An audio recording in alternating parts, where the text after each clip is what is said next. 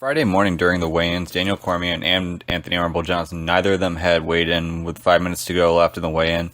Cormier hit the scale first. He was 1.2 pounds over. It looked as though he was probably not going to be able to make weight. Now, granted, in New York, there is a rule that gives you 2 hours after you first weigh in. So, in theory, he could have actually had 2 more hours. But in most states, you'd figure if the weigh-in ends at 11 o'clock and you're not weighed in by 11 o'clock, then you're out of it. So, he was under that impression. Took about 2 minutes, got back on the scale. And surprisingly, after he was 1.2 pounds over, weighed in exactly at 205, made weight for the fight. A lot of people noticed that when he was doing that, he was pushing down on a towel, using his hands to kind of push down, relieve some weight.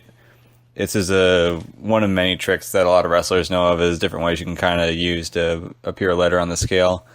As far as whether or not I think this is what actually happened and what actually made him miss the weight, I'm not entirely sure. He said that the scale was a little off. Now, it is worth noting that Rumble Johnson, who had weighed in just after him, weighed in at 203.8. 203.8, of course, is 1.2 pounds less than 205.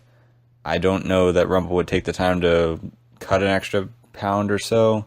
So the fact that just after DC weighed in at 205, or at 206.2, he got back on, and then he was down 1.2, and then Rumble was down 1.2 from the 205 mark, I find to be rather odd. I don't know what the explanation for that is.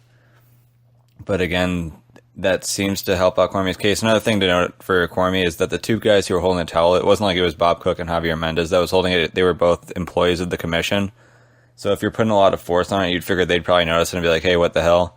Cormier kind of played it off as though he was like trying to look down at the scale and see what his weight was and kind of watch that. But again, it's tough because, again, with digital scales, you have to be really steady in the weight because it takes some time to register. So if your weight's fluctuating because you're not putting on the same amount of pressure on the towel, then it might not actually catch it. So it's possible that what DC said about the scale being off is true because, for one, it was the 1.2 pound difference for him, but also it appears that was the case for Rumble. And again, like I had said before, I don't think Rumble, if his scale was telling him he's at 205, that he'd keep cutting an extra pound or so if he didn't have to, especially since he was cutting it so close to the clock. So it's actually possible that this was an issue with the scale. It's just weird that it would fix itself or make that weird adjustment within 2 minutes of Cormier weighing in at the wrong weight.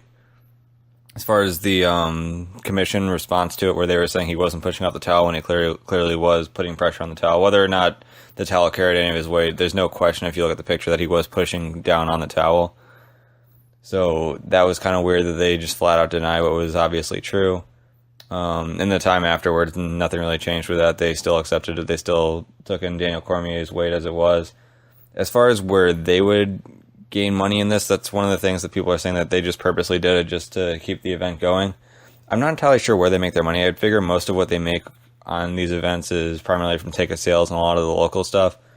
Pay-per-view buys, I don't believe, really ties into what they make outside of the tax they get on the fighters. So I guess if Cormier would make more money on his pay-per-view points on a show that sells more because there are less people who are disinterested by him missing weight, perhaps in taxes there could be some extra benefit to New York, but I don't think there's a whole lot more they could have gained out of it.